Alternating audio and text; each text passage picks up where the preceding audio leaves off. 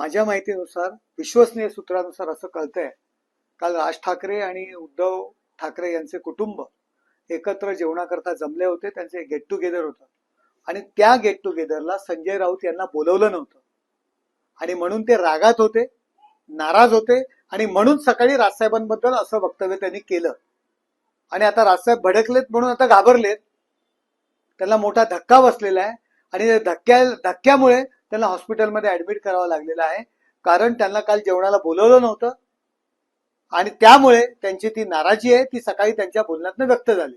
Sir, मुंबईच्या शिवसेना नगरसेविका आहे नाजिया सोफी यावर जीवघेणा हल्ला झालेला आहे अशी माहिती समोर येते. कुठल्याही महिलेवर जर अशा प्रकारचा हल्ला होत असेल तर चुकीचं आहे. ते जो कोण हल्लेखोर आहे त्याच्यावर कारवाई होणं गरजेचं आहे.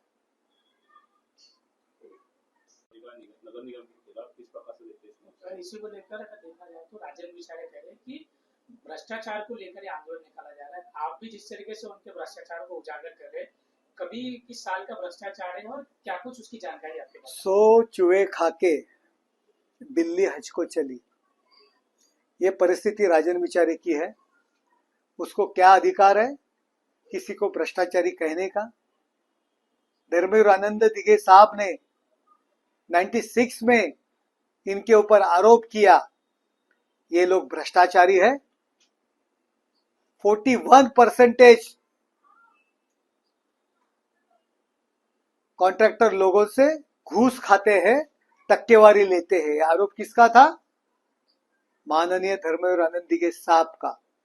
उसके ऊपर मुख्यमंत्री मनोहर जोशी ने कमेटी लगाई, नंदलाल समिति का अहवाल आया, उसमें साबित हो गया 41% कमीशन खाते ये लोक प्रतिनिधि और उनका बॉस था राजन विचारे, जिसके खुद के ऊपर आरोप हुआ था।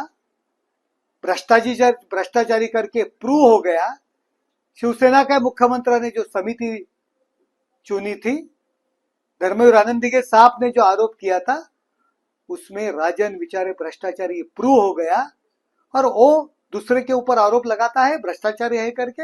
आप तो अधिकृत भ्रष्टाचारी है, दिघे साहब ने आरोप किया, अब तुम नहीं बोलेंगे ना तो दिघे साहब झूठे बोले क्या?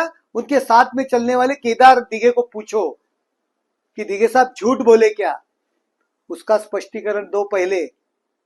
और खुद ही मेयर था तब वो ठहराव करके लिया कि ये नगर सेवकों के ऊपर कार्रवाई नहीं करनी चाहिए।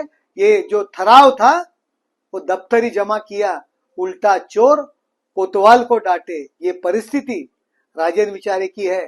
जितेंद्र आव्हाड अभी बोल रहे आघाड़ी की बात कर रहे, उन्होंने राजन विचारे भ्रष्टाचारी है, नंदलाल समिति में शामिल है, ये बैनर राष्ट्रवादी कांग्रेस ने लगाए थे।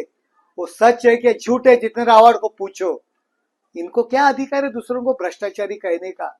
आपकी पूरी राजनीति, आपका पूरा करियर थानेकर वासियों को मालूम है। आपको अधिकार नहीं है दूसरों को भ्रष्टाचारी कहने का। आप खुद ये भ्रष्टाचार के आरोप में, और आरोप किसने लगाया था? धर्मवीर आनंद दिघे साहब ने लगाया था। उन्होंने समिति की चुनाव किया था और वो समिति ने अपना रिपोर्ट सरकार के पास जमा किया, उसमें आप भ्रष्टाचारी है ये साबित हुआ है। आपको क्या अधिकार है? यूपीडी के सांसद संजय राउत सुबह पत्रकार परिषद में इसके दौरान उन्होंने ऐसा कहा कि राज ठाकरे की भी इच्छा है कि कांग्रेस के साथ जाने, लेकिन जिस तरीके से बयान आने के बाद कहीं ना कहीं मनसे में भी जो है खलबली मच चुकी है। राज ठाकरे ने भी कहा कि मेरी कोई इसको इच्छा नहीं थी। अब वो अस्पताल में एडमिट है, तो आप क्या सुझाव देना? देखो, मुझे इतना मालूम है कल से संजय राउत बहुत नाराज है। कल उद्धव ठाकरे और राज साहब ठाकरे दोनों की फैमिली खाना खाने के लिए उनका गेट टुगेदर था, लेकिन संजय राउत को वो खाना खाने के लिए नहीं बुलाया था। ना बुलाने की वजह से संजय राउत नाराज है और इसीलिए राज ठाकरे जी की खाट उन्होंने डालने की कोशिश की है। सुबह राज ठाकरे जी के मुंह में गलत तरीके का जबान, गलत तरीके की बातें अपने मुंह से वो बोले राज ठाकरे जी के नाम पे, इसीलिए क्योंकि कल उनको खाने के लिए नहीं बुलाया था दोनों फैमिली ने, इसीलिए वो नाराज है। इसीलिए इसी तरह की बातें उन्होंने किया और मुझे तो लगा कि अभी अस्पताल में भी वो भर्ती हो गए हैं।